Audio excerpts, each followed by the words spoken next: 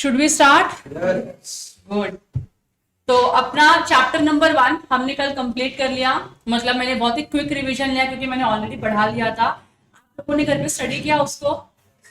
Doubts आए कहीं पर? मतलब जनरली जिनको डिटेल में पढ़ाया था उनको तो डाउट नहीं आना चाहिए। बाकी लोगों को आया डाउट? नहीं? गुड। फिर सेकेंड थिंग, मैंने आपको एक क्वेश्चन दिया था पार्लियामेंट के ऊपर शॉर्ट नोट लिख के लाने के लिए। कितने लोगों ने लिखा? एवरीवन? गुड। क्या मिला उसमें? मतलब क्या लिखा है आप लोगों ने और क्या समझा आप लोगों को पार्लियामेंट के उस राइटिंग से? लिखा है ना? बुक बैग अपने सामने ले लो और निकालो बुक को बाहर।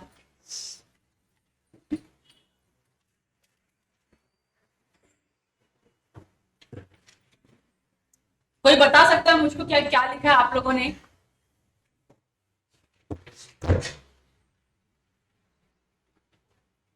Late me remind you again, it is not one way communication वाला सेशन, it is a two way communication. मैं बोलूंगी तो सामने से रिप्लाई आना चाहिए, रिस्पॉन्स आना चाहिए। हाँ, तो मेरा क्वेश्चन था, क्या कोई बता सकता है, कोई एक आप लोगों में से कि हाँ ये पार्लियामेंट है, ये हमने शॉर्ट नोट्स में लिखा है? करेज है किसी के अंदर? नहीं है तो मेरे को जबरदस्ती किसी के अंदर करेज डालना पड़ेगा और उठाना पड़ेगा। बोलो। वॉलेंटरली बताओगे तो बहुत अच्छी बात है, नहीं तो मैं फोर्सफुली किसी को भी उठा दूंगी। ऐसा मैं नहीं बोल रही कि तुम बाय हार्ट करके मुझको आंसर दो कि ये parliament is this this this, नहीं। What all you have written give me the pointer form में कि हाँ ये पार्लियामेंट में होता है।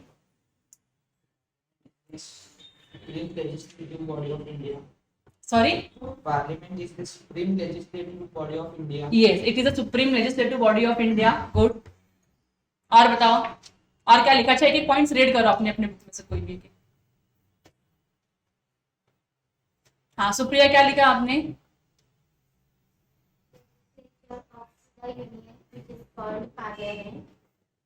Okay, it is a legislature of union, जो यूनियन के लिए लॉ बनाता है। गुड।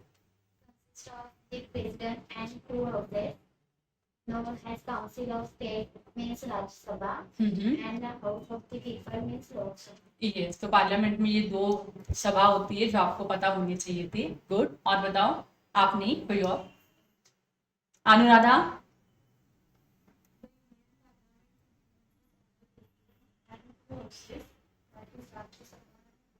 सेम, सुप्रिया ने भी वही बोला। और क्या नाम क्या था? हाँ, आदित्य। आदित्य आप बताओ।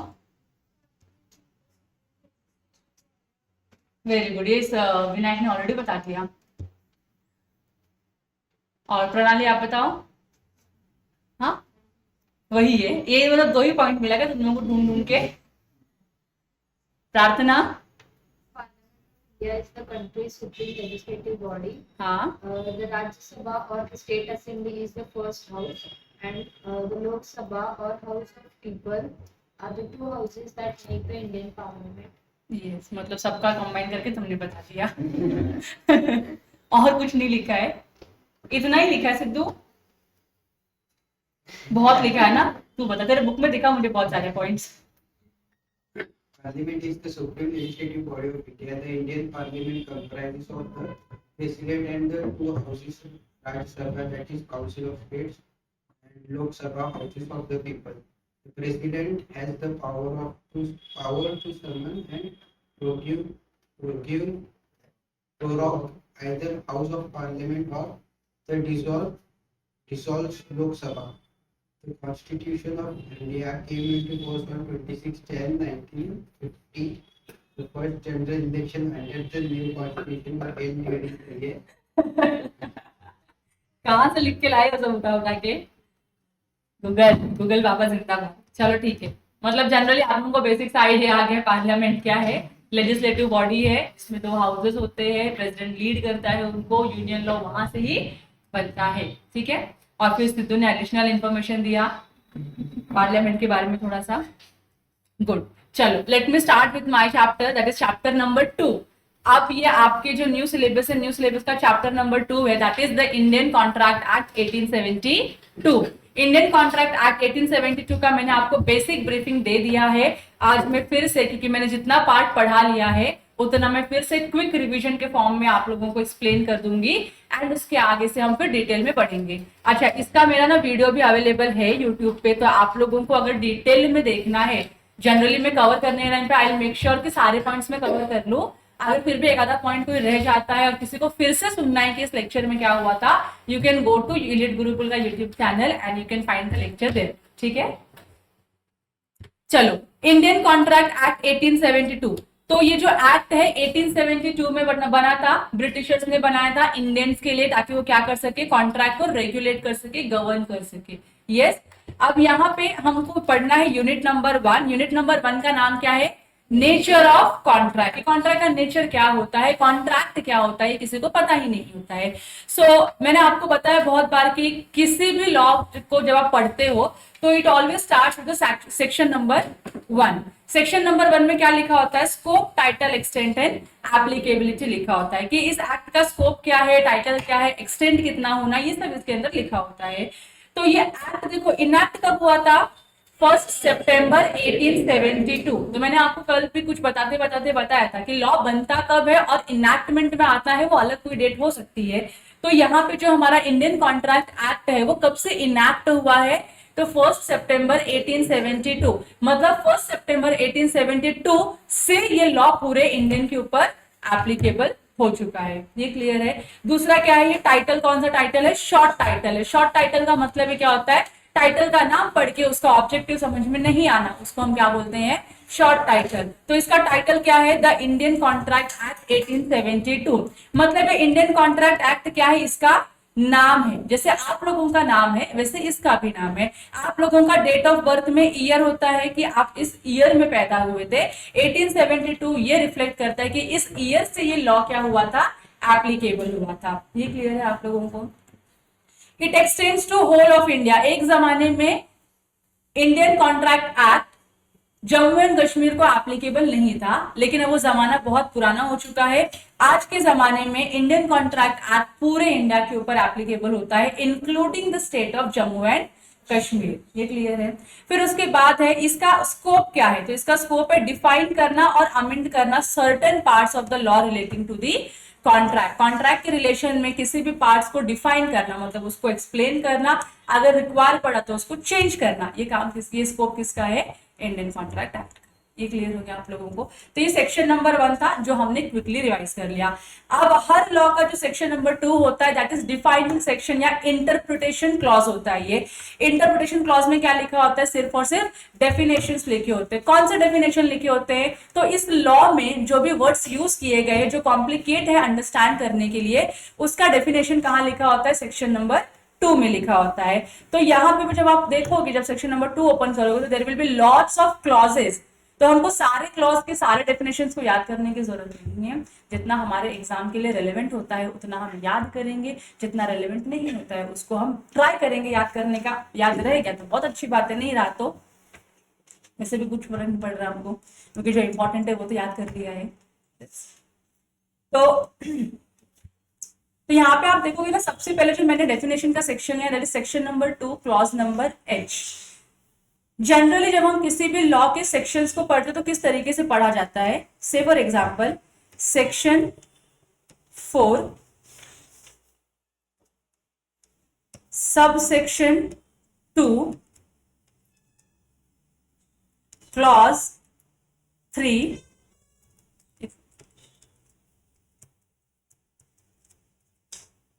Sub clause A। तो इसको लिखा कैसे जाता है, 4 2 3 A।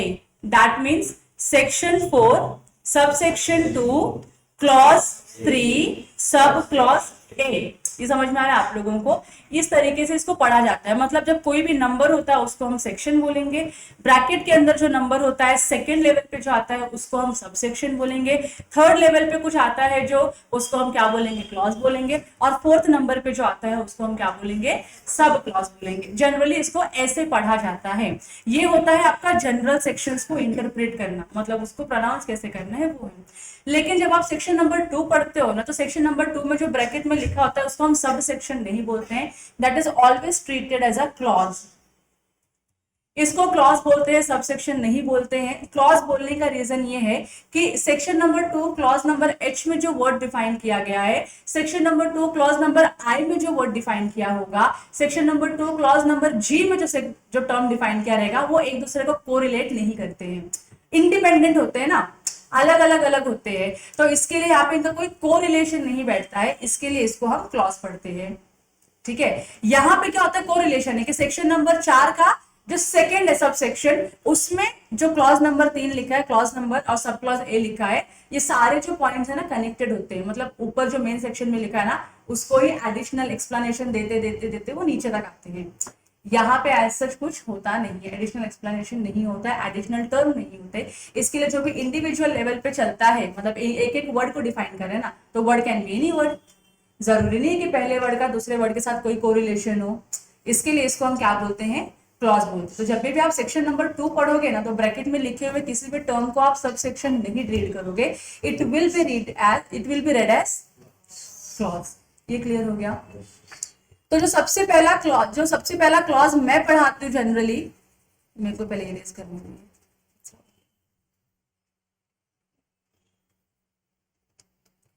यस, तो सबसे पहला क्लॉज जो मैं पढ़ाती हूँ generally, that is clause section 2 clause H, जो क्या डिफाइन करता है, कॉन्ट्रैक्ट। क्योंकि हमारे पूरे लॉ का नाम ही क्या है, कॉन्ट्रैक्ट है। तो कॉन्ट्रैक्ट होता क्या है ये समझना भी तो जरूरी है। So what is contract? तो लॉ में लिखा हुआ है section number 2 clause number H में ये लिखा हुआ है, an agreement enforceable by law. An agreement enforceable by law is a contract. Again हमको समझ में नहीं आता व्हाट इज एन अग्रीमेंट, वो भी नहीं पता, व्हाट इज एनफोर्सिएबल वो भी नहीं पता, लॉ क्या होता है कल पता चल गया, है ना? हाँ, क्या होता है लॉ?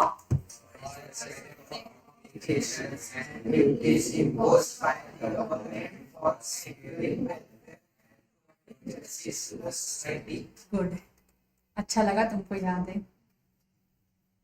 तो कॉन्ट्रैक्ट क्या होता है, इन्होंने बहुत ही सिंपल टर्म में लिखा हुआ है, contract is an agreement enforceable by law. अब आपको ये ऐसे नहीं समझना, तो मैं आपको दूंगी एक एग्जाम्पल से देखती हूँ आपको समझ में आता है या नहीं। तो ये है मिस आरती, थोड़े से बाल है जिनको, ठीक है, ये मिस आरती है, और यहाँ पे है मिस प्रार्थना, ठीक है। अच्छा, इनको भी बाल है, थोड़े ज्यादा है, ठीक है। ये आरती है और ये प्रार्थना है। तो आरती के पास एक फोन है, मस्त फोन है, जो टूट फूट गया थोड़ा सा। तो आरती ये जो फोन है ना, ये जो फोन है ये चाहती है बेचना। किसको बेचना चाहती है? प्रार्थना को। तो आरती जाती है प्रार्थना के पास और प्रार्थना को बोलती है, प्रार्थना will you bye my phone. अच्छा, मेरा आईफोन है नहीं, लेकिन मैं दिखा रही हूँ एग्जाम्पल में आईफोन, ठीक है। तो आरती प्रार्थना के पास जाती है और प्रार्थना को बोलती है, प्रार्थना will you bye my phone. बराबर कि नहीं? एक क्वेश्चन पूछा मैंने, तो प्रार्थना को भी डेफिनेटली क्वेश्चन आएगा दूसरा। आप बोलते हो फोन बेचने खरीदने की बात तो कर रहे हो मेरे साथ, लेकिन कितना होगा ना। तो मैंने बोला ओके, मेरा क्वेश्चन इनकम्प्लीट था, let me complete my question. Prarthana will you buy my phone for ₹15,000। अब मेरा क्वेश्चन कंप्लीट हो गया, अब उसको क्लैरिटी आ गई ना मैं क्या और कितने में बेचने वाली हूँ। तो मैंने फिर से प्रार्थना को क्वेश्चन पूछा, Prarthana will you buy my phone for 15,000। Prarthana के पास क्या ऑप्शन है? 2 ऑप्शन है, या तो वो क्या बोलेगी, या तो क्या बोलेगी, सिंपल, और तीसरा तो कोई ऑप्शन है नहीं, बैठ जाओ, तीसरा तो कोई ऑप्शन है नहीं कि let me think, I will buy partially, I will not by the other part. ऐसा तो कुछ बोल नहीं सकती है वो, इधर यस होगा या तो नो होगा उसका आंसर। तो लेट्स से कि प्रार्थना ने बोला yes, I will by your phone for 15,000 rupees. समझ रहा है आप लोगों को? तो मैंने कुछ बेचना चाहा प्रार्थना को, प्रार्थना कुछ खरीद रही है मुझसे, क्या फ्री में ले रही है मुझसे फोन? वो नहीं, वो उस फोन का जो वैल्यू है वो वैल्यू दे रही है मुझको उस फोन का, बराबर की नहीं। तो यहाँ पे प्रार्थना और मेरे बीच में एक चीज हो गया जिसको हम क्या बोलते हैं, जिसको आप सिंपल लैंग्वेज में डील बोलते हो। डील डन, डील साइन हो गई, बराबर की नहीं। उसी को हम लीगल लैंग्वेज में क्या बोलते हैं, कॉन्ट्रैक्ट। तुमको समझ में आ रहा है? अब होगा क्या, अब प्रार्थना ने मेरे से फोन बाय करने का प्रॉमिस कर दिया। कल को अगर प्रार्थना बोलती नहीं मैम मैं आपका फोन नहीं खरीदूंगी, तो क्या प्रार्थना ने अपने दिए हुए प्रॉमिस से मुकर रही है? मतलब पहले उसने प्रॉमिस कर दिया कि हाँ मैं आपका फोन खरीदूंगी 15,000 में, कल जाके बोलती नहीं मैं आपका फोन नहीं खरीदूंगी 15,000 में, शायद उसको कोई और अच्छा ऑफर मिलेगा किधर और, तो वो मेरे फोन को खरीदने के लिए ना बोल रही, तो मेरा ईगो हर्ट हुआ, मेरा टाइम वेस्ट हुआ, मेरा एक्सपेक्टेशन, फेथ, ट्रस्ट जो प्रार्थना के ऊपर था वो टूट गया, बराबर की नहीं। तो क्या मैं प्रार्थना के ऊपर स्यू कर सकती हूँ? प्रार्थना ने मेरे साथ कॉन्ट्रैक्ट किया तो उसने मेरा कॉन्ट्रैक्ट तोड़ दिया, तो क्या मैं प्रार्थना के ऊपर केस कर सकती हूँ? स्यू करना मतलब केस करना, ये सू नहीं होता है, बराबर की नहीं। केस कर सकती हूँ कि नहीं? तो ये कब पॉसिबल होगा, जब हमारे बीच में क्या होगा, एक वैलिड कॉन्ट्रैक्ट। तो कोई चीज खरीदना, कोई चीज बेचना, या किसी चीज को खरीदने या बेचने के लिए अग्रीमेंट करना, इस नोन एज कॉन्ट्रैक्ट। समझ में आ रहा है आप लोगों को? सिंपल है। Am I clear till now? और एग्जांपल दो क्या है? दो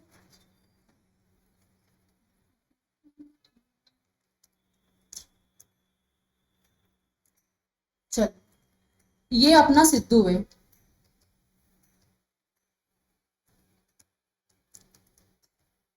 ठीक है, ये अपना सिद्धू है।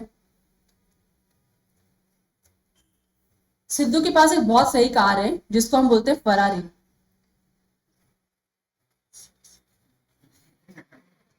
फरारी कुछ ऐसी होती है, छोटी सी गाड़ी होती है, 2 सीटर होती है।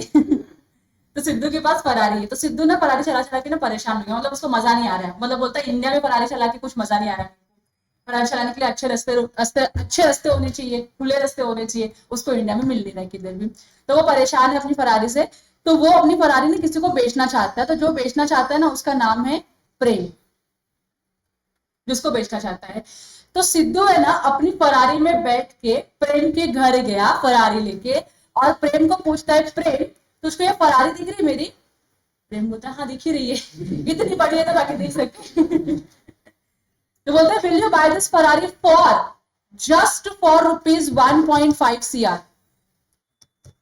क्वेश्चन मार्क, बराबर है ना सिद्धू? तो सिद्धू ने बहुत ही सिंपल सा क्वेश्चन पूछा प्रेम को, Prem will you buy this Ferrari for 1.5 CR?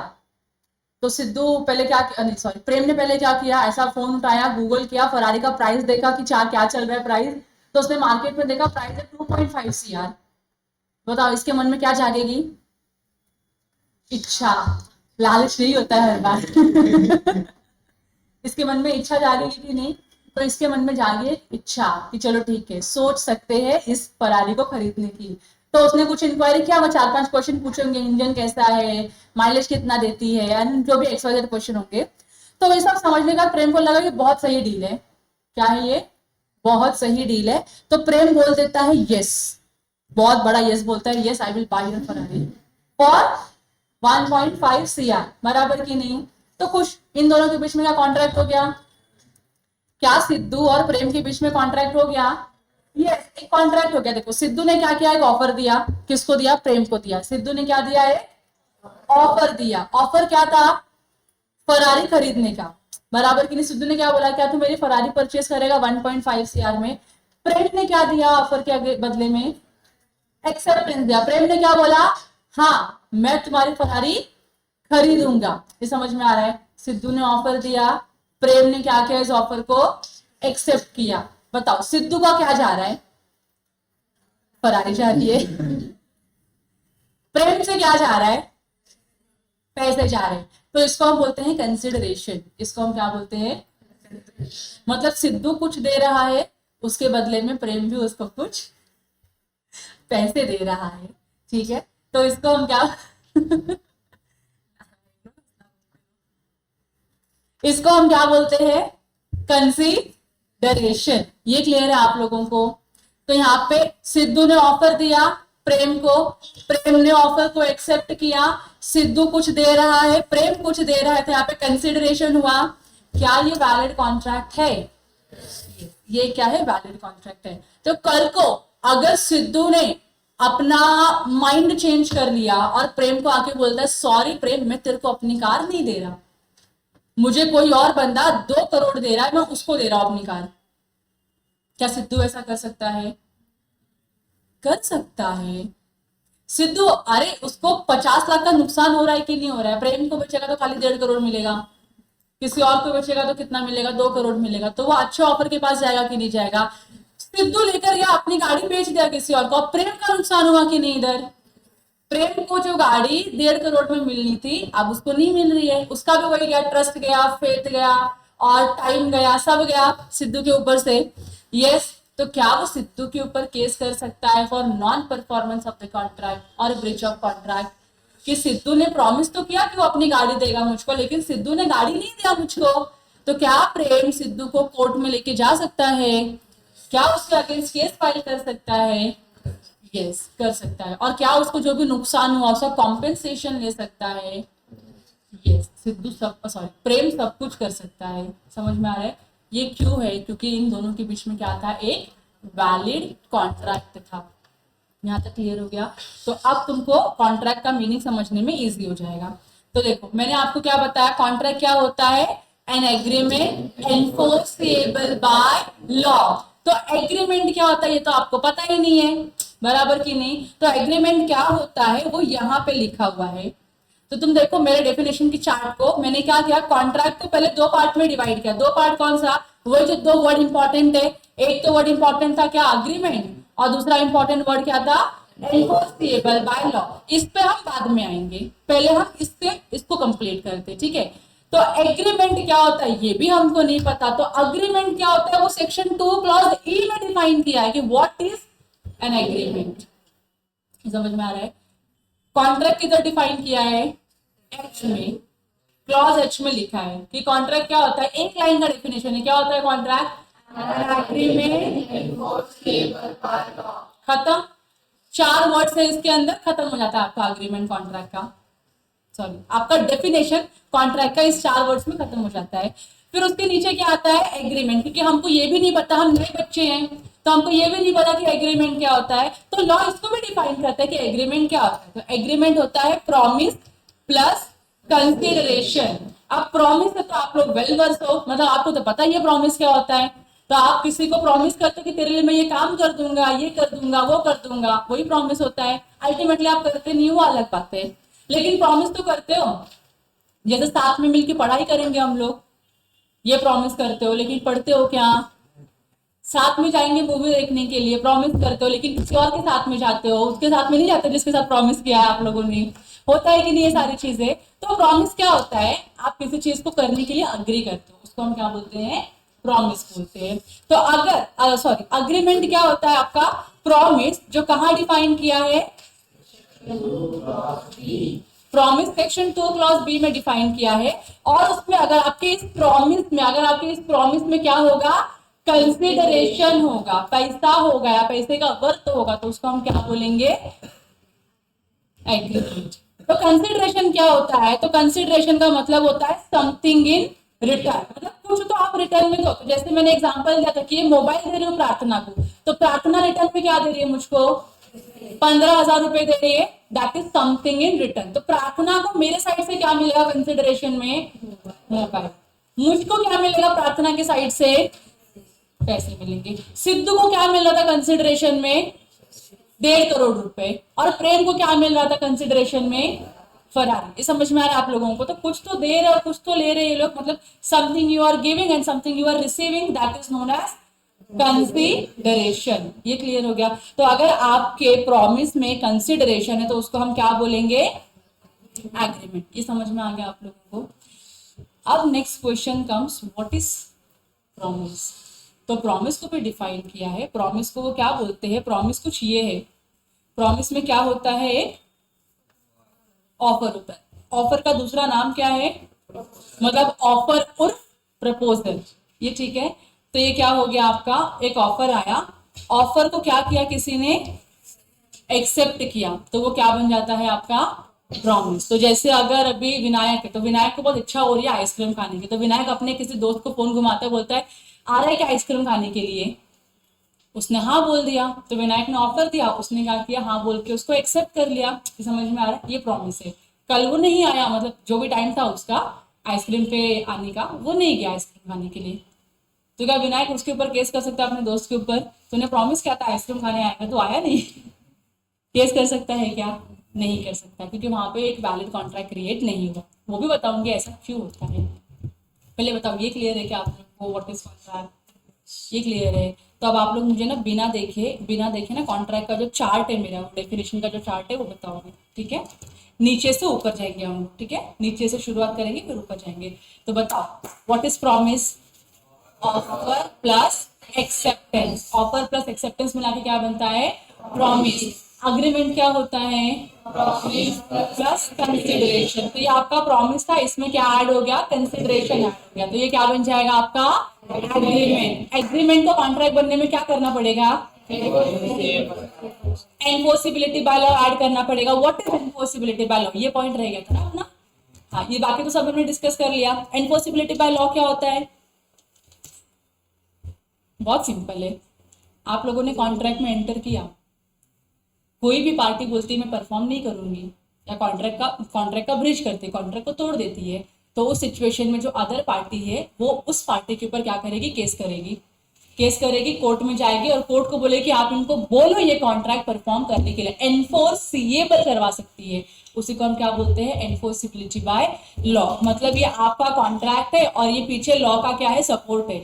तो किसी भी कॉन्ट्रैक्ट को, किसी भी अग्रीमेंट को अगर लॉ का सपोर्ट मिलता है, किसी भी अग्रीमेंट को क्या मिलता है? लॉ का सपोर्ट मिलता है, तो वो क्या बन जाता है?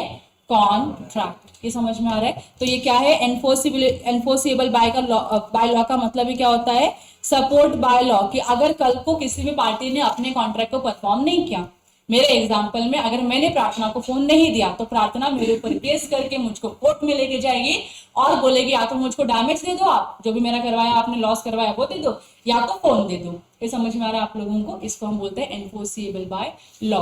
दूसरे एग्जाम्पल में सिद्धू ने अगर अपनी फरारी नहीं दी या प्रेम ने फरारी लेके पैसे नहीं दिए, तो उस सिचुएशन में प्रेम या सिद्धू एक दूसरे के ऊपर केस करके फरारी या पैसे रिकवर कर सकते हैं। उसको हम क्या बोलते हैं? Enforceable by law. ये क्लियर हो गया? तो ये हो गया आपका कॉन्ट्रैक्ट का डेफिनेशन। सिंपल है कि नहीं है? सिंपल है। अब मुझे बताओ, आप लोग मुझे बताओ, कॉन्ट्रैक्ट कौन से सेक्शन में डिफाइंड है? एच में। ये याद कर पाओगे? सेक्शन 2 क्लॉज एच में कॉन्ट्रैक्ट डिफाइन किया गया है। कॉन्ट्रैक्ट के नीचे क्या आता है? एग्रीमेंट। एग्रीमेंट कौन से सेक्शन में डिफाइन किया है? सेक्शन 2 क्लॉज ई, एग्रीमेंट। तो ई से आपको याद रखना है, सेक्शन 2 क्लॉज ए में एग्रीमेंट डिफाइन किया है। एग्रीमेंट कैसे बनता है? दो चीजों से। क्या होता है उसमें? प्रॉमिस और क्या होता है? कंसिडरेशन। प्रॉमिस कौन से सेक्शन में डिफाइन किया गया है? सेक्शन 2 क्लॉज बी में डिफाइन किया गया प्रॉमिस। अब इसको कैसे याद रखोगे? खाली याद रखो, प्रॉमिस बी में है, ठीक है।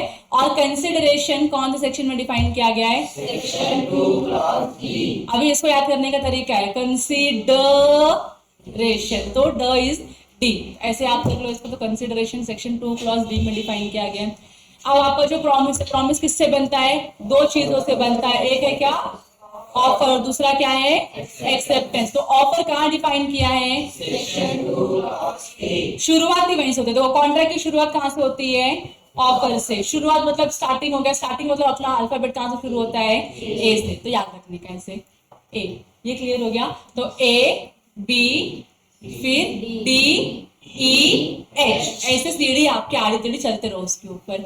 ये आपको ऐसे याद, इतने जो सेक्शंस मैंने बताए ना, मिनिमम आपको इतने सेक्शंस याद रखने हैं आज के लेक्चर में। उसके आगे के जो एडिशनल सेक्शंस है वो आगे के लेक्चर में याद करवाऊंगी, पहले इतना याद करना है। यहाँ तक क्लियर है?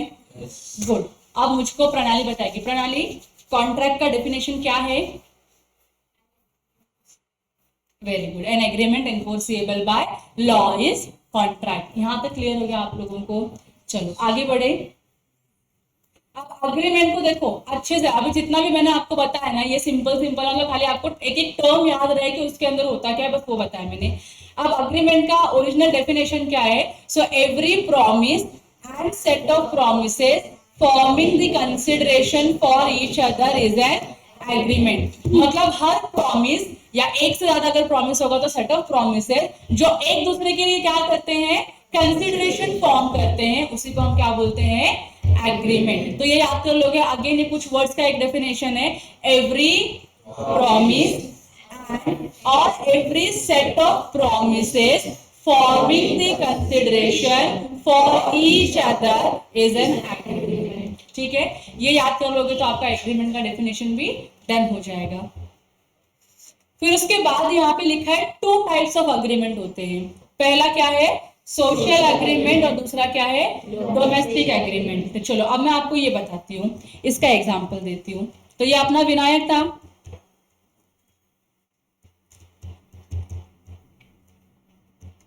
ये अपना विनायक है. ठीक है, धानी विनायक है ना. अभी 12th के एग्जाम दिया है और 12th के एग्जाम में ना उसको 98% आए हैं. खुश होगा कि नहीं होगा, ओवर खुश होगा वो. 98% आए उसको. तो ये 98% आया, इसके लिए वो क्या करता है, अपने जो बाकी के जो फ्रेंड्स है ना उनको पार्टी देता है, पार्टी देना चाहता है. और उन्होंने बोला भाई मस्त मजेदार पार्टी दूंगा तुम लोगों को, जो खाओगे वो खिलाऊंगा, जो पियोगे वो पिलाऊंगा तुम लोगों को. इतना दिलदार हो गया विनायक, क्योंकि उसको कितने परसेंटेज आए, 98% आए 12th में. विनायक बहुत खुश होता है और विनायक है ना पार्टी अरेंज करता है अपने सारे दोस्तों के लिए. तो अपने सारे दोस्तों को इनवाइट करता है फोन कर करके कि मेरे को ना 98% आया, प्लीज आज मेरे शाम घर में ना शाम को पार्टी आ जाना. अच्छा, पार्टी भी घर पे रखा है बंदे ने. हाँ लेकिन ठीक है, घर पे माँ बाप नहीं रहेंगे तो इसके लिए घर पे उसने पार्टी रख लिया है. तो इसने पार्टी रखा है घर पे और मस्त अरेंजमेंट किया टेरेस के ऊपर. घर का टेरेस है, उसके ऊपर मस्त अरेंजमेंट, लाइटिंग वाइटिंग लगा दिया है, डीजे स्पीकर लगा दिया है, स्नैक्स वगैरह यहाँ पे सब ऑर्डर कर दिया है, ड्रिंक्स ऑर्डर कर दिया, सॉफ्ट ड्रिंक्स ऑर्डर कर दिया है, सब कुछ ऑर्डर कर दिया विनायक ने. और इसमें ना उसने बहुत सारे खर्चे किए. तो एक लगभग मानो 10,000 तो उसने क्या किया, इसमें इन्वेस्ट कर दिया. सब खरीद के लाया, अरेंज किया, मैनेज किया और सारे दोस्तों को बुलाया था कि तुम सबको क्या करना है, पार्टी में शामिल होना है, मेरे खुशी को सेलिब्रेट करना है, मिलके सेलिब्रेट करना है. ऐसे बस उसने एक चाहा और उसने सारे फ्रेंड्स को फोन घुमाया. सारे फ्रेंड्स बोलते हैं हम आएंगे, डेफिनेटली आएंगे, तेरी खुशी अपनी खुशी. मयूर ना सुने काली इसको. ठीक है. तो विनायक सारा अरेंजमेंट करके ना सबको फोन करके, विनायक ने टाइम दिया था कि 8 बजे से पार्टी शुरू होगी अपनी और सुबह के 4 बजे तक चलेगी. 8 से 4 तक की पार्टी की. तो घर पे बोल के आना कि आज आप लोग भजन करने जा रहे हो, डिस्टर्बेंस कोई ना हो. तो विनायक ने भजन अरेंज किया क्योंकि विनायक को 98% आया. ऐसा घर पे बोल के सब लोग आए. आने के लिए उसने कन्विंस किया सबको. अब जब 8 बज गए तो ईगर टू वेट था कि यार मेरे फ्रेंड्स आएंगे आएंगे आएंगे, और उसके फ्रेंड्स नहीं आते. तो क्या करेगा फिर, फोन घुमाएगा अपने फ्रेंड्स को कि भैया कहाँ रहेंगे तुम लोग. तो सारे फ्रेंड्स इसको चूना लगा रहे, ऑन द वे है, ट्रैफिक में है, आ ही रहे, बस अभी घर से निकलने ही वाले. सारे फ्रेंड्स ने इसको ऐसे ही चूना लगाया और 8 के 12 बज गए, लेकिन उसके घर में एक भी दोस्त प्रेजेंट नहीं हुआ. बताओ विनायक को कितना हर्ट होगा. मतलब उसको सच्चाई समझ में आ गई कि मेरे दोस्त मेरी खुशी से कितना जलते हैं. वो आज दिख गया मुझको कि वो लोग मेरे सेलिब्रेशन में नहीं आए, मेरी खुशी को सेलिब्रेट करने मेरे साथ नहीं आए. इतना मेरे दोस्त नालायक है. एक भी नहीं पहुंचा तो उसको वही इंटेंशन रहेगा कि नहीं. करेक्ट विनायक. हाँ. तो विनायक को ना बहुत गुस्सा आता है. एक तो खर्चा वर्चा भी किया था उसने, उसकी एक्सपेक्टेशंस यहाँ थी, सीधा जमीन पे आ गई. इनफैक्ट अंडरग्राउंड चली गई उसकी एक्सपेक्टेशंस. तो he was very sad about it. तो ना उसको बहुत गुस्सा आता है, बहुत गुस्सा आता है, बहुत गुस्सा आता है. तो फिर बोलता है मैं क्या करूं, मुझे इन सबको सबक सिखाना है कि अगर आप किसी को प्रॉमिस करते हो तो प्रॉमिस को फुलफिल करना चाहिए. तो सबक सिखाना है. तो सबक सिखाने का सबसे अच्छा तरीका क्या होता है, लॉ ऑफ हेल्प ले लो. लॉ की हेल्प से आपको सब मिल जाएगा. ये जाता है कोर्ट में अगले दिन, बोलता है मुझे मेरे फ्रेंड्स के अगेंस्ट केस करना है. पूछेंगे ना डेफिनेटली क्यों केस क्यों करना है, एडवोकेट तो पूछा क्यों केस क्यों करना है. लाइक कि मैंने मेरे फ्रेंड्स को इनवाइट किया था पार्टी में, मेरे एक भी फ्रेंड्स प्रेजेंट नहीं हुए, वो सब मुझसे जलते हैं, कोई आया नहीं, मेरा इतना नुकसान हो गया, इसके लिए मुझे सबके ऊपर केस करना है. वकील अंकल क्या बोलेंगे इसको, बेटा निकल इधर से, तेरे लिए कोई जगह नहीं है इधर. निकल इधर से, इधर मेरे लिए कोई जगह नहीं है, तो अपने फ्रेंड्स के ऊपर केस नहीं कर सकता। आधा लॉ पढ़ा, पूरा लॉ पढ़ के आ तू। बताओ ऐसा क्यों होगा? सोशल अग्रीमेंट है। बर्थडे पार्टी में आप प्रॉमिस करते हो, नहीं जाते, तो वो आपके ऊपर केस नहीं कर सकते, क्योंकि वहां पे एज सच कोई कंसिडरेशन नहीं है, और आपने परफॉर्म नहीं किया तो आपके ऊपर कोई लीगल ऑब्लिगेशंस नहीं आता है, आपको कोई एनफोर्सिबिलिटी बाय लॉ नहीं मिलती है इस काइंड के अग्रीमेंट में, जहाँ पे आप फ्रेंड्स और रिलेटिव्स को इंक्लूड करते हो। जैसे अभी शादी होती है किसी की, से फॉर एग्जाम्पल तुम्हारे किसी दोस्त की शादी हो रही है शादी 24 जून को। बताओ 24 जून को तुम क्या करोगे? शादी अटेंड करोगे या पेपर लिखोगे? पेपर लिखोगे ना। तो तुमने जोश जोश में ना, स्टार्टिंग में तुमको लगा एग्जाम में वगैरह में उनके खत्म हो जाएगी, तुमने अपने फ्रेंड को प्रॉमिस किया था, रे भाई तेरी शादी में मैं तो आऊंगा ही आऊंगा। तुमने प्रॉमिस करके रखा था, तेरा वो ब्राइड्स मेड और ग्रूम्स मेड जो होता है वो मैं ही रहूंगा या रहूंगी, आपने ऐसा बोल दिया था, और आप शादी के दिन पे दे दिए उनको टांगा, आप नहीं पहुंचे शादी पे, तो आपके फ्रेंड को गुस्सा आएगा कि नहीं आएगा?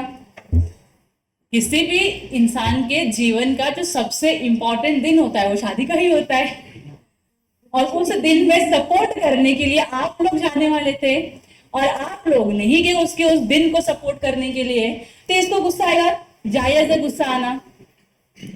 लेकिन आप बोलते हो यार मैंने प्रॉमिस तो किया था, लेकिन मेरी एग्जाम आ गई, वरना तो मैं डेफिनेटली, अगर 23 को भी तेरी शादी होती ना मैं आ जाता। हालांकि आप झूठ बोल रहे हो कि 23 को एग्जाम शादी होती तो मैं आ जाता, हालांकि आप झूठ बोल रहे हो, लेकिन फिर भी आप क्या तसल्ली देने के लिए बोल ही पा रहे हो। आपने प्रॉमिस किया और आप नहीं गए अपने फ्रेंड की शादी में ना, और आपका फ्रेंड इतना गुस्सा हुआ आपसे, इतना गुस्सा हुआ आपसे, इतना गुस्सा हुआ आपसे कि आपके ऊपर केस कर दिया। हो सकता है क्या? नहीं हो सकता। Again it is a social agreement, तो यहाँ पे आपके ऊपर कोई केस नहीं होगा, you are free to move. आपने प्रॉमिस किया, ये वाले प्रॉमिस को परफॉर्म नहीं किया, कोई दिक्कत नहीं, आपके ऊपर कोई लीगल ऑब्लिगेशन नहीं था इसको परफॉर्म करने का। ये क्या था? आपका सोशल ऑब्लिगेशन था। शादी में जाते हो, 4 लोग और मिलते हैं, बस खत्म हो जाती है बातें, बराबर की नहीं? कोई आपके ऊपर लीगल ऑब्लिगेशन नहीं था कि नहीं आपको जाना ही पड़ेगा, नहीं ऐसा नहीं। अगर आप दूल्हा हो और नहीं गए तो दूल्हे के फ्रेंड या दुल्हन की फ्रेंड नहीं आती है शादी में, दैट्स ओके, आपके ऊपर कोई केस नहीं करेगा। ये क्लियर हो गया आपको? सोशल एग्रीमेंट, यहाँ पे लिखा social agreement is not equal to contract, पहला पॉइंट क्लियर है। सेकेंड है डोमेस्टिक एग्रीमेंट। अब आप सबको पता है आप क्या लिख रहे हो, सीए फाउंडेशन की एग्जाम, करेक्ट? आप लोग लिख रहे हो सीए फाउंडेशन की एग्जाम, बताओ आपके घर वालों की एक्सपेक्टेशंस कितनी होंगी आप लोगों से? कि उनकी तो यही एक्सपेक्टेशन, मेरे बच्चे पहले अटेम्प्ट में पास हो जाने चाहिए। 400 मार्क्स का पेपर है ना, 350 तो आना ही आना चाहिए उनको। घर वालों की एक्सपेक्टेशंस होते हैं कि नहीं होते हैं? बताओ, आप घर वालों की एक्सपेक्टेशन को फुलफिल करोगे, अपनी जिम्मेदारी निभाओगे? आप लोग घर वालों की एक्सपेक्टेशन फुलफिल करोगे, अपनी जिम्मेदारी निभाओगे, पढ़ाई करने की? पढ़ाई करोगे ना। एक्सपेक्टेशन घर वालों की फुलफिल कभी नहीं हो पाएगी, कितना भी तुम कर लो उनके लिए हमेशा क्या रहेगा? कम ही रहेगा। तो ज्यादा उनके बहकावे में आने का नहीं। ये लाइन कट कर देना घर वाले कोई सुन लिए ना तो आ जाएंगे मेरे क्लास में मेरे को मिलने के लिए, क्या मैडम क्या बोल रहे थे आप बच्चों को? ठीक है, तो यहाँ पे ना अपना एक बंदा है जिसका नाम है अनुज, जो आज प्रेजेंट नहीं है, तो उसकी लेते हैं। ये है अनुज, ठीक है, बहुत ही छोटा सा, मतलब एज में लंबा, हाइट में एक अपना स्टूडेंट है जिसका नाम क्या है? अनुज है। अनुज है ना बहुत ही अच्छा सिंसियर स्टूडेंट है जो कभी क्लास अटेंड नहीं करता तो अनुज है ना सीए फाउंडेशन की एग्जाम लिखने वाला है।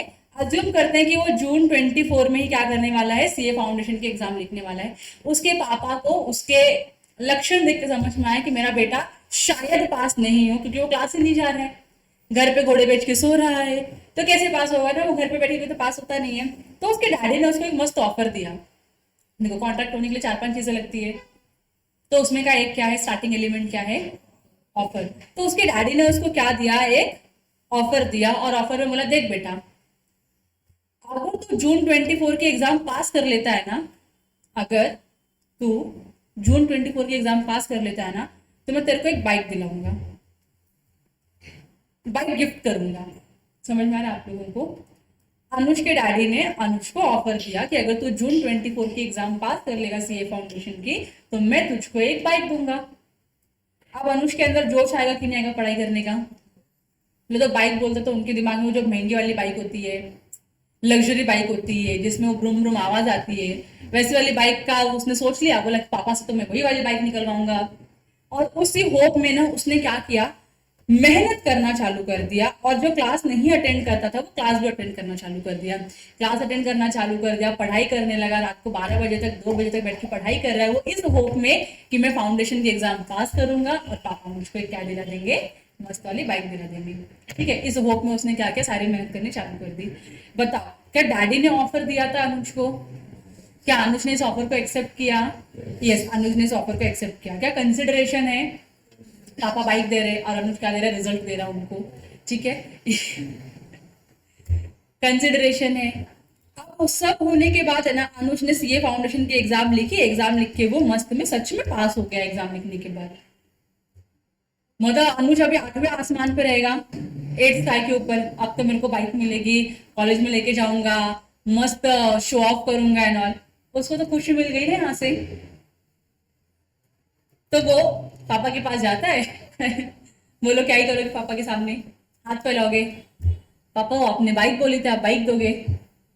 बाइक दिला दो, मैं तो फाउंडेशन के एग्जाम में पास कर गया। बताओ पापा क्या ही करेंगे? पापा देंगे तुमको बाइक? मुझे बताओ, आप लोगों के भी पेरेंट्स ने आपको बहुत सारे प्रॉमिस किए रहेंगे, 10th में इतना परसेंटेज लाएगा तो ये कर दूंगा, 12th में इतने परसेंटेज आएंगे तो तेरे को ये गिफ्ट कर दूंगा। हुआ है सारा फुलफिल हुआ है? नहीं हुआ है ना। तो एक पेरेंट्स की प्रॉब्लम नहीं है, पेरेंट्स कम्युनिटी ऐसी होती है प्रॉमिस करते हैं, बच्चों से परफॉर्मेंस निकलवा लेते हैं, लेकिन बच्चों को जो देना होता है गिफ्ट में इन रिटर्न, जो प्रॉमिस करते हैं वो नहीं देते। कुछ कुछ पेरेंट्स बहुत अच्छे होते हैं, एक्सेप्शनल पेरेंट्स, वो दे भी देते हैं, बाकी हमारे पेरेंट्स नहीं देते हैं। तो अनुज के साथ भी वही हुआ। अनुज को बाइक मिली क्या? अनुज को बाइक नहीं मिली। पापा ने बोला अरे अनुज थोड़ा और बड़ा हो जा, तू अनुज है ना, अनुज का मतलब क्या होता है, तो छोटा है अभी, पहले तू बड़ा हो जा, जब तू बड़ा हो जाएगा, 4 पैसे कमाएगा तो उस पैसे से बाइक ले लेना। ठीक है, मैं तुझको बाइक नहीं दे रहा, मैं तो खाली इसलिए बोला था ताकि तू मोटिवेट होकर पढ़ाई करे और पास हो जाए, वरना तो पास नहीं होता। तो अनुज को बुरा लगेगा कि नहीं लगेगा? तो अनुज तो 4 दिन डिप्रेशन के अंदर था। मतलब जो अनुज की ख्वाहिशें थी वो सब पानी में, और अनुज एक ब्लैक रूम के अंदर अपने आप को बंद करके डिप्रेशन में चला गया कि पापा ने बाइक नहीं दिया। तो बहुत दिमाग लगाने के बाद अनुज को याद आया कि अरे हाँ, पापा ने बाइक नहीं दिया ना, पापा के ऊपर केस कर सकते हैं अपन। पापा ने प्रॉमिस किया, प्रॉमिस को परफॉर्म नहीं करे तो अपन पापा के ऊपर केस कर सकते हैं। तो फिर वो अनुज कहाँ जाएगा भाग भाग के? हाँ, उधर गया, कोर्ट का दरवाजा खटखट आया और बोला कि मुझको मेरे पापा के अगेंस्ट केस करना है। बताओ क्या अंकल उसको पहले सुन लेंगे? अच्छा बेटा क्यों तू केस करना चाहता है अपने पापा को? तो बताएगा ऐसा ऐसा हुआ मेरे साथ, पापा ने प्रॉमिस किया और फुलफिल नहीं करे पापा, तो इसलिए पापा के ऊपर केस करने। फिर अंकल क्या बोलेंगे, ये ले बेटा, ये बाइक है मेरी, ये बाइक मतलब छोटी बाइक है खिलौने वाली, ये लेके जाते हैं इसे, बाकी तेरे को बाइक नहीं मिलनी, न तेरे कोई केस कर पाएगा अपने पापा के ऊपर, क्योंकि पापा ने जो किया तेरे साथ that was a domestic agreement which does not become a contract. एक खाली अग्रीमेंट है, यहाँ पे एनफोर्सिबिलिटी बाय लॉ नहीं है। मतलब मैं बताना क्या चाहती हूँ, मैं तुमको बताना ये चाहती हूँ कि तुम्हारे एग्रीमेंट में ऑफर होता है, एक्सेप्टेंस होता है, प्रॉमिस है, कंसिडरेशन है, एग्रीमेंट बन जाता है। अगर ये एक एलिमेंट मिसिंग है ना, enforceable by law, it will never become a contract.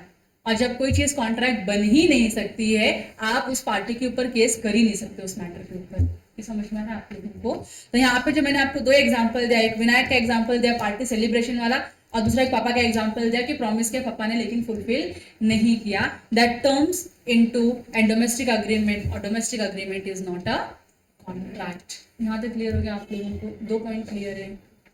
Good. ऐसे में बहुत सारे एग्जांपल्स है, लेकिन मैं सारे एग्जांपल्स नहीं डिस्कस करना चाहती हूँ, पर ऐसा ही है, अल्टीमेट कंक्लूजन यही है कि अगर वो डोमेस्टिक अग्रीमेंट होगा तो डेफिनेटली वो कॉन्ट्रैक्ट नहीं बनेगा, और कॉन्ट्रैक्ट नहीं बनेगा तो नॉन परफॉर्मेंस के लिए आप दूसरी पार्टी के ऊपर केस नहीं कर सकते हो। यहाँ तक क्लियर है आप लोगों को? All clear? Good. Take a break of 1 minute, drink water, go for सुसु एंड कम बैक अगेन।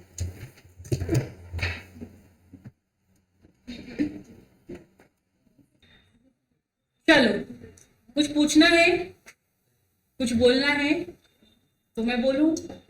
ठीक है, अगला जो है अपना 2 मार्क का क्वेश्चन बनता है, ऐसे 2 से 3 मार्क का क्वेश्चन आ सकता है आपको एग्जाम में।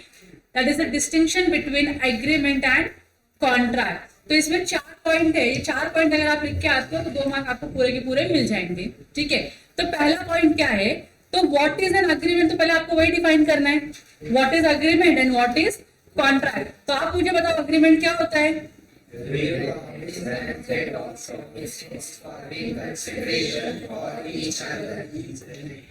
Is an agreement. What is contract? Is contract. बराबर कि नहीं? सिंपल है। तो ये लिख दोगे तो आपका 1 पॉइंट क्लियर हो गया, मीनिंग लिख दिया। अच्छा, सेक्शन लिख दोगे तो बहुत अच्छी बात है। एग्रीमेंट का कौन सा सेक्शन है? क्लॉज ई। कॉन्ट्रैक्ट का बराबर, तो और पॉइंट्स आपको मिल जाएंगे अच्छे से।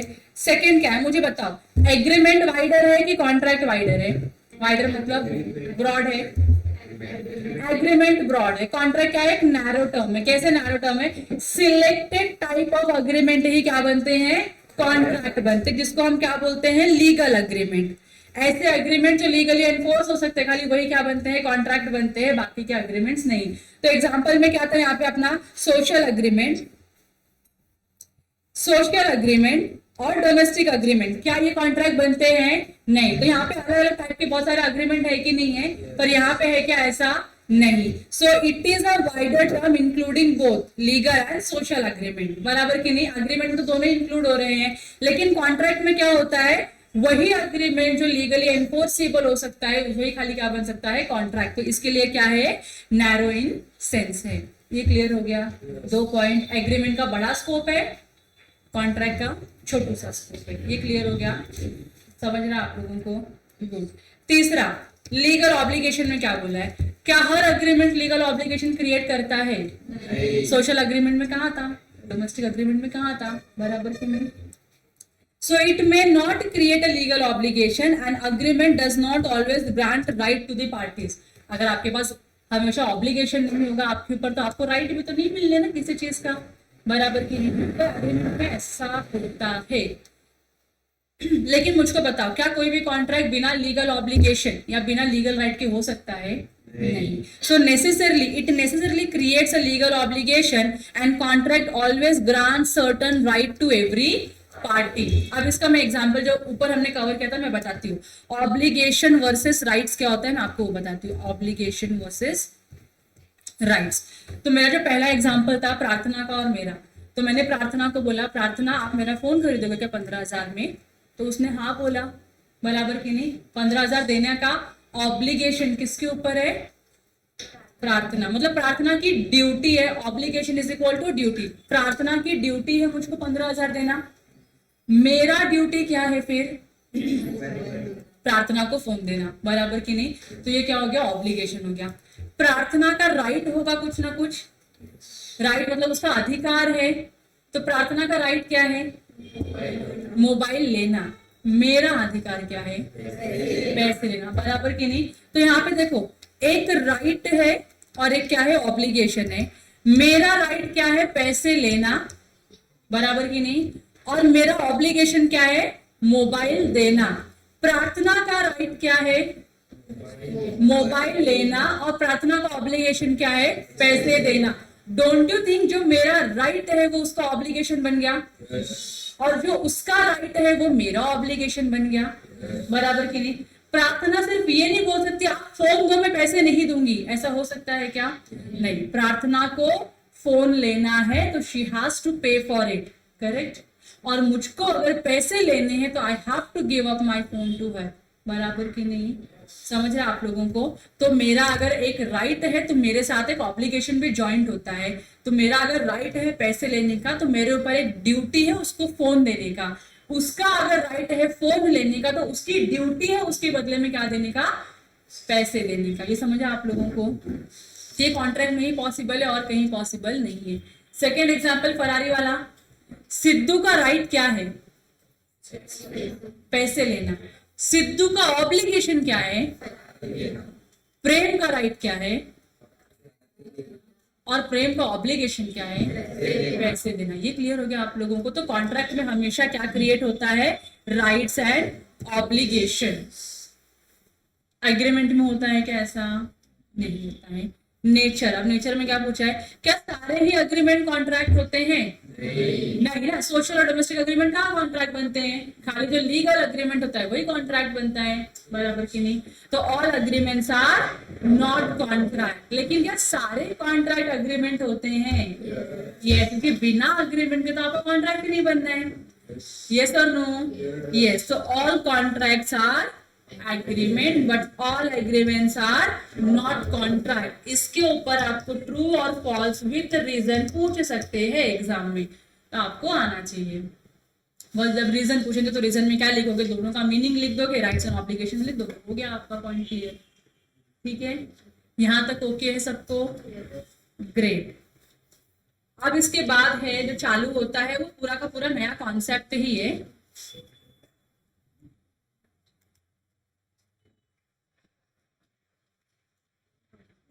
अब इसके बाद जो चालू हो रहा है नया कॉन्सेप्ट है जो इंपॉर्टेंट भी है आप लोगों के लिए, that is essential elements of a valid contract.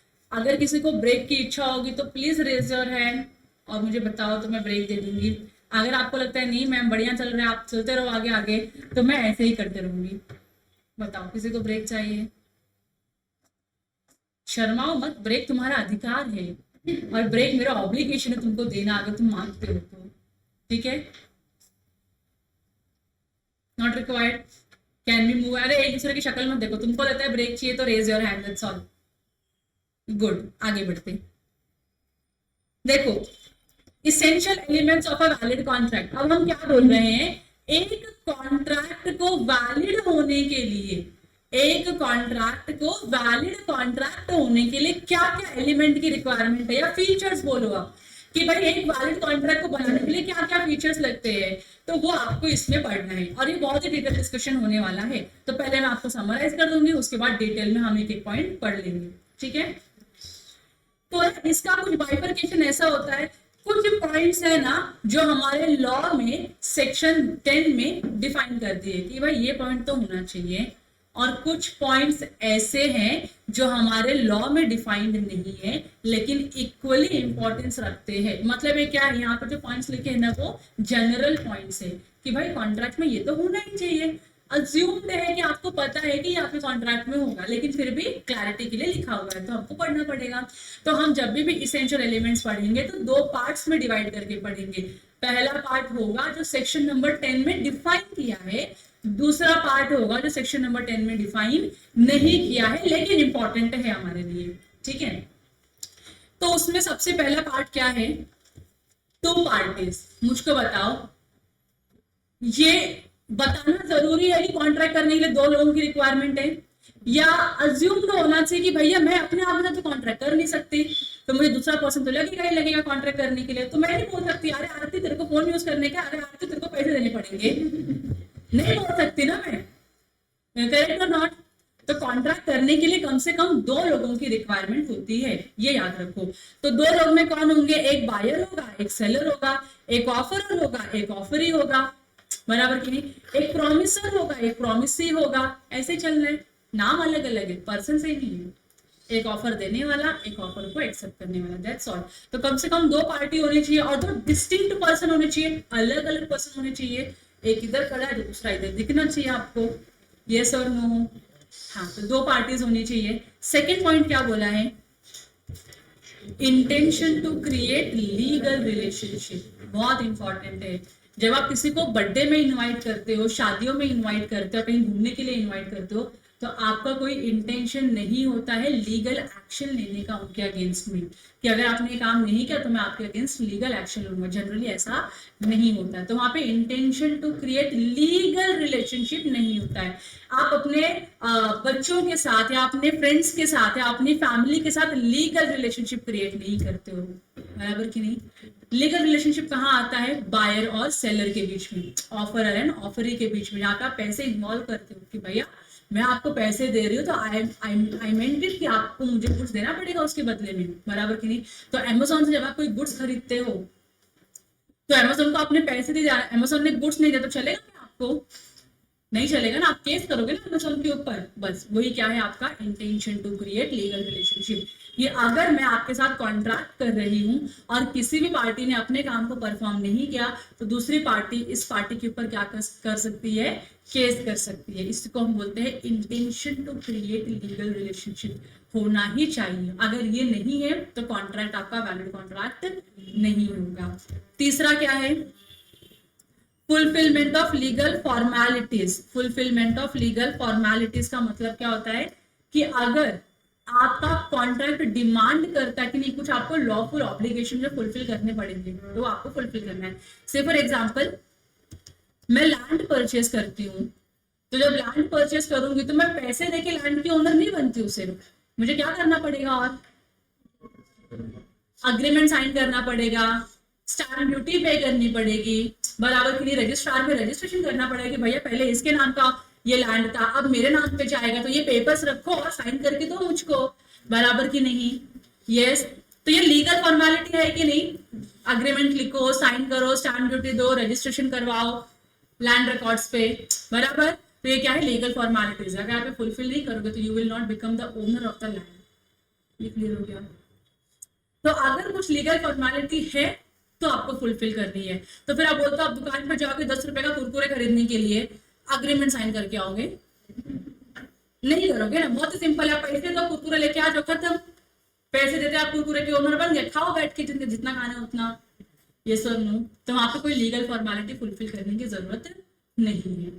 Next क्या है, certainty of meaning. Certainty of meaning का मतलब क्या होता है, एग्जाम्पल के तौर पे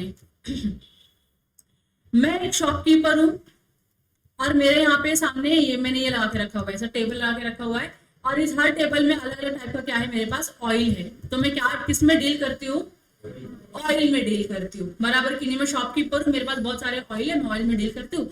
आप यहाँ पे आते हो और मुझको बोलते हो कि दीदी एक ऑयल चाहिए, एक ऑयल,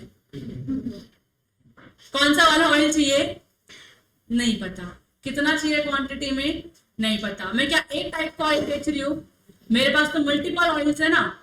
तो आपको कौन सा चाहिए मुझको पता चलेगा क्या, नहीं पता चलेगा। तो क्या अब जब आप आते हो दुकान पे ऑयल मांगने के लिए जिसके पास वेराइटीज ऑफ ऑयल पड़े हुए हैं, तो क्या सर्टेनिटी है आपके मीनिंग में, कंफर्मेशन है आपकी मीनिंग कि हाँ मुझको ये वाला ऑयल चाहिए, नहीं है ना। तो मैं एज अ सेलर में कौन सा ऑयल दूंगी आपको, कोई भी नहीं दे पाऊंगी कि आपको चाहिए क्या, मुझको तो पता ही नहीं, तो मैं दूं क्या आपको, पता होना जरूरी है ना। तो अगर आप बोलते हो कोकोनट ऑयल तो सर्टेनिटी है कि नहीं आप, हाँ तो मैं आपको कोकोनट का ऑयल दूंगी, बराबर की नहीं। अदरवाइज मैं आपको कोई भी ऑयल दे नहीं पाऊंगी। ये क्लियर हो गया आप लोगों को। तो इसको हम बोलते हैं सर्टेनिटी ऑफ मीनिंग। तो आप क्या मांग रहे हो, क्या बेच रहे हो या क्या खरीद रहे हो, वो क्लियर होना चाहिए।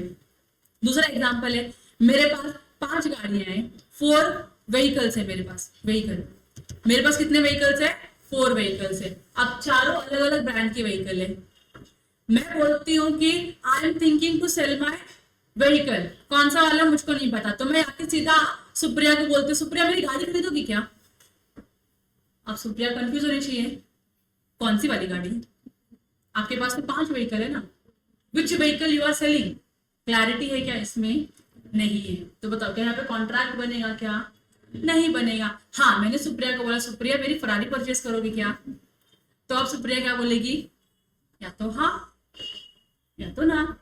खरीदना होगा तो हाँ बोलेगी, नहीं खरीदना होगा तो ना बोलेगी। हाँ बोलेगी तो क्या बन जाएगा, ना बोलेगी तो क्या हो जाएगा, ऑफर रिजेक्ट। होता है कि नहीं होता है, होता है, खत्म। क्लियर है यहाँ तक, यस। तो मीनिंग क्या होना चाहिए आपके कॉन्ट्रैक्ट का, सर्टन होना चाहिए कि आप क्या बेच रहे हो, क्या खरीद रहे हो, क्लियरली आइडेंटिफाइड होना चाहिए। क्वांटिटी पता होना चाहिए, कितनी क्वांटिटी में कौन सी क्वालिटी का क्या आइटम आप परचेस कर रहे हो। ये क्लियर हो गया आप लोगों को। और नेक्स्ट है 5th पॉइंट है, दैट इज पॉसिबिलिटी ऑफ, मतलब कॉन्ट्रैक्ट ऐसे कॉन्ट्रैक्ट में एंटर करो जिसको आप परफॉर्म कर सकते हो, डूएबल होना चाहिए। नॉन डूएबल कॉन्ट्रैक्ट में एंटर मत करो। तो फिर इसका एग्जांपल दो मुझे कोई तो,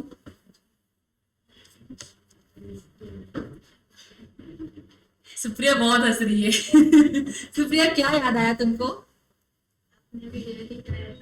अच्छा वो जो वीडियो,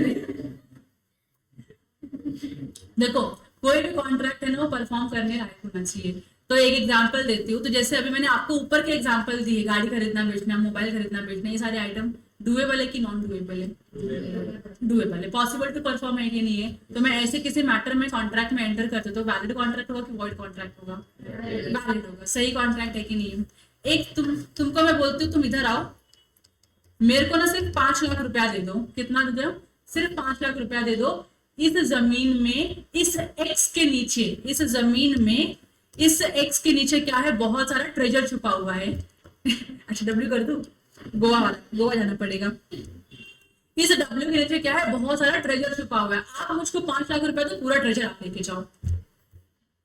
बताओ पॉसिबल है डब्ल्यू के नीचे ट्रेजर होना? नहीं, पॉसिबल नहीं है। आपने कॉन्ट्रैक्ट कर लिया मेरे साथ, आप पागल हो, मैं तो थी, आप लोग भी हो। आप लोगों ने मुझको 5 लाख रुपए दिया, मैं तो खुश, मेरे 5 लाख रुपए मिल गए। अब तुम ढूंढ रहे हो डब्ल्यू के नीचे ट्रेजर कहाँ है, ट्रेजर कहाँ है, मिल ही नहीं रहे। बताओ वैलिड कॉन्ट्रैक्ट है क्या? नहीं है, वैलिड कॉन्ट्रैक्ट नहीं है, क्योंकि डूबेबल है। क्या तुमको कैसे मालूम पड़ा ट्रेजर है उसके नीचे? तुमको पता है ट्रेजर है, तुम ले लो ना। किससे आप क्यों बता रहे हो? बन जाओ ट्रेजर को लेके, 5 लाख रुपए में क्या ही करोगे तुम? तो ये सारे क्या है? खाली बोलने की बातें हैं। दूसरा एग्जाम्पल है, ये शिव कुमार है। शिव कुमार किसी एक लड़की से बहुत प्यार करता था। अनफॉर्चुनेटली वो लड़की मर गई एक्सीडेंट में। तो शिव कुमार इतना प्यार करता है कि वो एक बाबा के पास चला गया और बाबा को बोलता है, बाबा ये ना मेरी गर्लफ्रेंड है, बहुत प्यार करता हूँ मैं उससे, इसको जिंदा करके दो। ब्लैक मैजिक में होता है। तो बाबा के पास लेकर गया, बाबा बोले बेटा इसको 10 लाख लगेंगे। सिद्धू ने जुगाड़ कर करके, पैसे जमा कर करके, सब चुरा चुरा के यहाँ से 10 लाख रुपए जमा किए और बाबा को लेके जाके दे दिया। और बाबा ने लड़की जिंदा नहीं करी। बाबा ने बोला टाइम चला गया जिंदा करने का, वो एक पर्टिकुलर टाइम फ्रेम में होता है। टाइम निकल गया, अब कुछ नहीं किया जा सकता, इसको भी जिंदा नहीं ला सकते, हम जिंदा नहीं कर सकते इसको। बताओ डुएबल है क्या? तो पहले मुझे बताओ डुएबल है क्या? मरे हुए इंसान को जिंदा करना, जादू से कुछ ऐसा, मतलब जादू करके दिखाना या कुछ लेके आना, ट्रेजर हंट सर्च करना, पॉसिबल है क्या? ये सब ऐसा कुछ नहीं होता है, ये सब खाली बेवकूफ बनाने के तरीके हैं और कुछ नहीं। तो ये सारे कॉन्ट्रैक्ट क्या है? नॉन परफॉर्मेबल है। ये क्लियर हो गया? ऐसा कुछ रहा जो कॉन्ट्रैक्ट जो पॉसिबल है, पॉसिबल ही नहीं है परफॉर्म करने के लिए, वो कभी कॉन्ट्रैक्ट बन नहीं सकता। ये सिंपल समझ में आ गया आप लोगों को?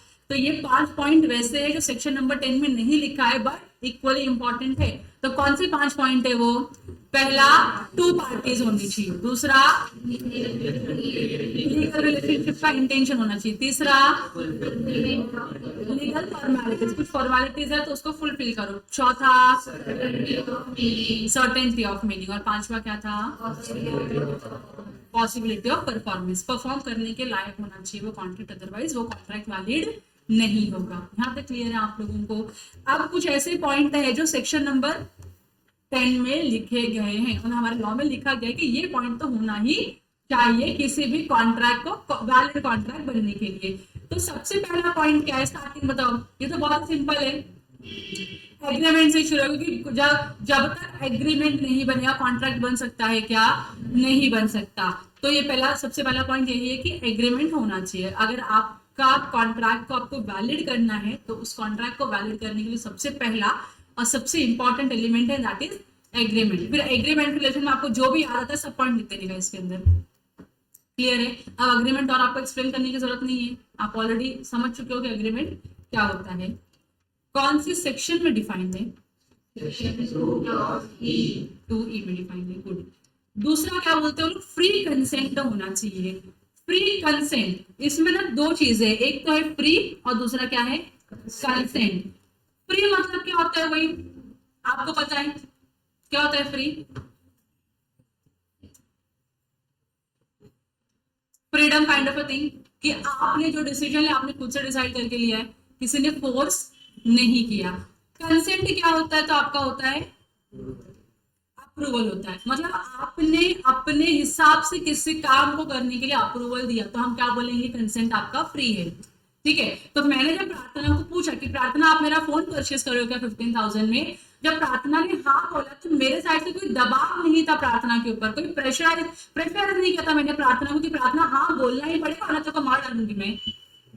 अगर ऐसा होता तो क्या होता, कंसेंट फ्री होता? नहीं।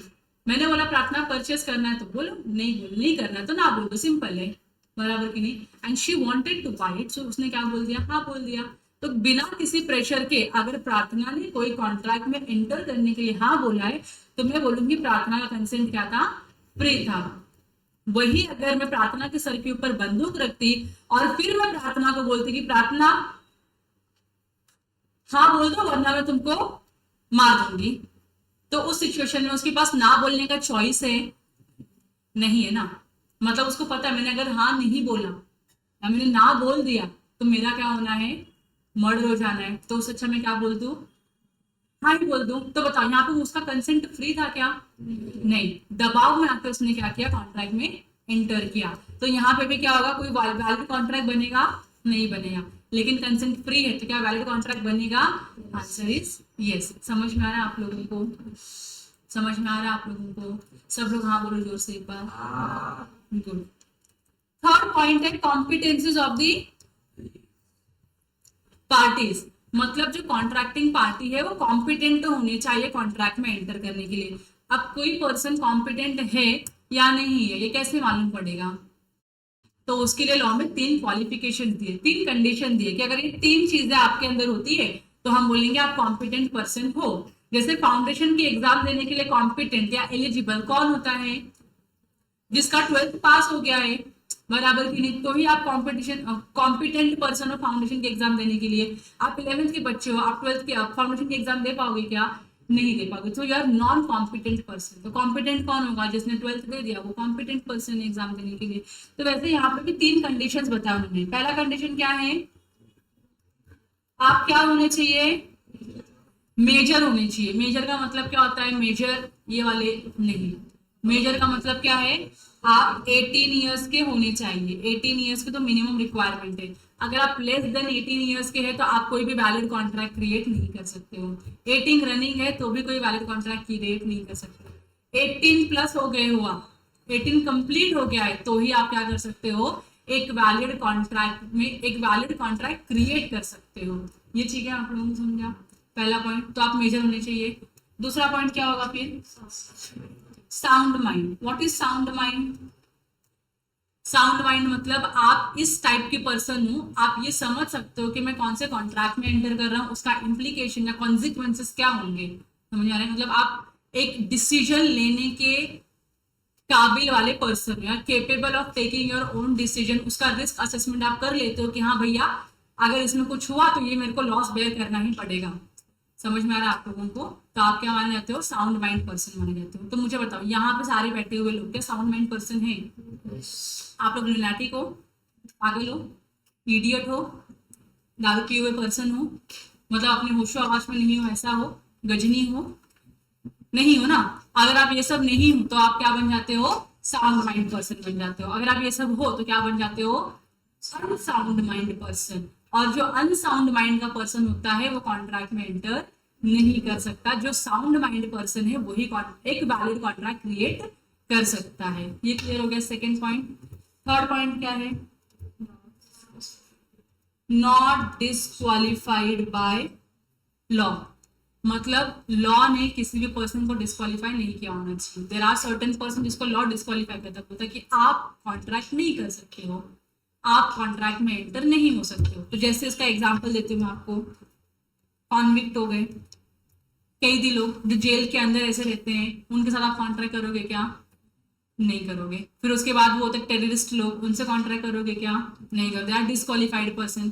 फिर ऐसे लोग हैं जिनके ऊपर कोई प्रोसिक्यूशन चालू है, उनके साथ भी आप कॉन्ट्रैक्ट नहीं कर सकते हो। कोई ऐसे पर्सन जिनका पॉलिटिकल स्टेटस इतना हाई है कि आप उनके साथ कॉन्ट्रैक्ट नहीं कर सकते हो। फिर कुछ ऐसे लोग जिनका कॉर्पोरेट स्टेटस इतना है कि आप उनके साथ भी कॉन्ट्रैक्ट नहीं कर सकते हो। फिर फॉरेन एम्बेसडर्स आते हैं और बहुत सारे लोग आते हैं। ऐसे कुछ लोगों का लिस्ट दिया गया है जिनके साथ आप कॉन्ट्रैक्ट नहीं कर सकते हो क्योंकि उनको लॉ ने क्या कर दिया है, डिस्क्वालीफाई कर दिया है। लॉ ने डिस्क्वालीफाई कर दिया, लॉ ने बोला नहीं आप केपेबल नहीं हो, तो you can not enter into any valid contract. ये क्लियर हो गया आप लोगों को। आगे डिटेल में इन तीनों को पढ़िए, अभी समझने के लिए इतना समझो। ये क्लियर हो गया आप लोगों को। फिर फोर्थ पॉइंट है लॉफुल कंसिडरेशन। कंसिडरेशन क्या होता है आपको पता है, लॉफुल क्या होता है, लीगल होना चाहिए कि नहीं। हाँ, तो मैंने एक काम करवाया, मैंने एक कॉन्ट्रैक्ट में एंटर किया। मैं एक कॉन्ट्रैक्ट में, बेटा तुम्हारा नाम क्या है? संचिता, संचिता ना। ये संचिता है। संचिता बहुत भोली वाली लड़की दिख रही है कि नहीं आप लोगों को, चेहरे से एकदम भोली है। तो मैंने संचिता के साथ मैंने एक कॉन्ट्रैक्ट में एंटर किया। मैंने बोला Sanchita I will pay you 5 lakh rupees. Sanchita मैं आपको 5 लाख रुपया पे करूंगी, आपको मेरे लिए काम करना है। संचिता बोली बोलो मैम क्या काम करना है, I will do it. Very good. मैंने उसको बोला ये है ना एक मिस्टर एक्स पर्सन है, इनका मर्डर करना है, ज्यादा कुछ नहीं। इनका क्या करना है, मर्डर करना है। संचिता आग्री हो गई, वो चाकू वाकू लेके निकल पड़ी है मिस्टर एक्स की तलाश में, मतलब फोटो लेके घूम रही है कि मिस्टर एक्स का फोटो किससे मैच कर रहा है। जिससे मैच करता है वो जाती है ऐसा टोपी वोपी पहन के मस्त में करके आ जाती है रिटर्न। तो संचिता ने क्या किया, मेरे लिए मर्डर कर दिया एक पर्सन का, बराबर कि नहीं। देखो मैंने संचिता को कुछ कंसिडरेशन दिया क्या, क्या ये लॉफुल है? 5 लाख रुपए देना लॉफुल है क्या? संचिता ने मेरे लिए जो काम किया क्या वो सही है? कंसिडरेशन गलत है यहाँ पे, बराबर कि नहीं। तो क्या यहाँ पे एक वैलिड कॉन्ट्रैक्ट बनेगा? नहीं बनेगा। अच्छा ये मर्डर नहीं होता, मैं संचिता को बोलती संचिता मैं तुमको 5 लाख रुपया पे कर रही हूँ, you go and bring drugs for me. भोली भाली लड़की तो कोई डाउट ही नहीं करे उसके ऊपर, you go and bring drugs for me. बताओ अब ये वैलिड है क्या? नहीं ना। तो वो ड्रग्स खरीदना कहाँ लॉफुल है, कहाँ लीगल है? इंडिया में, बराबर। हाँ तो ये भी क्या है फिर, अनलॉफुल कंसिडरेशन। तो मैंने अगर किसी से पैसे देके ड्रग्स खरीदा, that is not a lawful consideration. तो कोई वैलिड कॉन्ट्रैक्ट बनेगा क्या अगर कंसिडरेशन आपका लॉफुल नहीं है? तो नहीं बनेगा। ये क्लियर हो गया आप लोगों को। नेक्स्ट पॉइंट पढ़ो, फिफ्थ पॉइंट लीगल ऑब्जेक्ट। आपके कॉन्ट्रैक्ट का ऑब्जेक्ट क्या है? Why are you entering into a contract? क्या करना चाहते हो इस कॉन्ट्रैक्ट में एंटर करके? तो अगर आप किसी को नुकसान पहुंचाना चाहते हो, कोई गलत काम करना चाहते हो, ऐसे काम करना चाहते हो जो लॉ बोलता है मत करो, तो ये क्या ऑब्जेक्ट आपका लॉफुल है? नहीं है। ऑब्जेक्ट आपका लॉफुल नहीं है तो क्या आपका कॉन्ट्रैक्ट वैलिड हो सकता है? नहीं। तो मैं बोलती हूँ कि मुझको ना ये चाहिए, मुझको मैं आईएएस बनने की औकात नहीं है मेरे अंदर, लेकिन मुझको आईएएस बनना है। तो मैंने किसी को पैसे खिला दिए, मैंने बोला भाई इतने पैसे खा लो, जितने पैसे खा लो उतने पैसे खा लो, और मुझको ना आईएएस का एक सीट एलोकेट कर दो। बताओ मेरा ऑब्जेक्ट सही है कि गलत है? गलत है ना। तो यहाँ पे मेरा वैलिड कॉन्ट्रैक्ट बनेगा क्या? नहीं बनेगा वैलिड कॉन्ट्रैक्ट। ये क्लियर हो गया। तो आपका ऑब्जेक्ट भी क्या होना चाहिए? लीगल होना चाहिए। कंसिडरेशन भी क्या होना चाहिए? आपका लॉफुल होना चाहिए। इलीगल ऑब्जेक्ट, अनलॉफुल कंसिडरेशन से कोई वैलिड कॉन्ट्रैक्ट क्रिएट नहीं होता। और लास्ट का जो पॉइंट है, point number 6, that is not expressly declare to be void. तो यहाँ पे कुछ ऐसे अग्रीमेंट लिस्ट आउट किए गए हैं, मतलब बता दिया गया है आपके मॉड्यूल में कि ये XYZ अग्रीमेंट है। ये अग्रीमेंट में अगर आप एंटर करते हो तो अपने आप में ही क्या है, ये गलत अग्रीमेंट है। तो इनको छोड़ के आप किसी भी अग्रीमेंट में एंटर करो, वैलिड होगा। इस अग्रीमेंट में अगर आपने एंटर किया तो आपका कॉन्ट्रैक्ट क्या हो जाएगा? वॉइड हो जाएगा। ये समझ में आ रहा है आप लोगों को? So not expressly declare to be void. तो आपको ऐसे किसी एग्रीमेंट में एंटर नहीं करना है जो लॉ ने ही डिक्लेयर कर दिया वॉइड है, ठीक है? तो जाके आपका कॉन्ट्रैक्ट क्या होगा? वैलिड होगा। अदरवाइज कॉन्ट्रैक्ट क्या हो जाएगा? तो यहाँ पे टोटल मिला के 11 पॉइंट्स होते हैं। कितने पॉइंट्स होते हैं? 11। ये 11 पॉइंट मिला के आपका एक कॉन्ट्रैक्ट वैलिड है या नहीं है, ये आपको क्लैरिफाई करते हैं। तो अगर किसी भी कॉन्ट्रैक्ट में 11 पॉइंट्स अवेलेबल है तो दैट मीन्स आपका कॉन्ट्रैक्ट क्या है? वैलिड है। कुछ भी मिस आउट हो गया तो कॉन्ट्रैक्ट वैलिड नहीं है। तो मुझे बताओ ऐसे पॉइंट जो सेक्शन नंबर 10 में डिफाइन किए गए हैं कॉन्ट्रैक्ट को वैलिड होने के लिए। पहला एग्रीमेंट, दूसरा फ्री कंसेंट, तीसरा competences of the parties, fourth fifth, sixth, correct. इतना समझ में आ गया? अब टोटल 11 पॉइंट मुझे एक साथ में बता पाओगे आप लोग? टोटल 11 पॉइंट एक साथ में कैसे? जैसे हमने पढ़ा है उसी तरीके से हम उसको रिवाइज भी करेंगे। तो essential elements of a valid contract, एक जो सेक्शन नंबर 10 में लिखा हुआ है, एक जो सेक्शन नंबर 10 में नहीं लिखा हुआ है। तो पहले हमने ये कवर किया था, तो बताओ इसमें कौन कौन से पॉइंट्स आते हैं? टू पार्टीज, एक मिनट लाउडली बोलो, हाँ लाउडली बोलो स्टार्टिंग से। Two parties intention to create legal relationship, Yes, fulfillment of legal formalities, certainty of meaning, possibility of performance, clear? Section number 10 में जो लिखा है वो क्या है? agreement, free consent, the competence of the parties, lawful consideration, legal object, not excessively related to the void. ये clear हो गया। तो टोटल 11 पॉइंट्स में आपका एसेंशियल एलिमेंट्स का वैलिड कॉन्ट्रैक्ट क्या होता है? कवर होता है। एक बार क्विकली जितना भी हमने पढ़ा, मतलब ये एसेंशियल एलिमेंट्स के जितने भी पॉइंट्स पढ़े, कहीं तो पेंसिल से फटाफट लिख लो इसको, ताकि भूलो नहीं है, फटाफट पेंसिल से लिखो।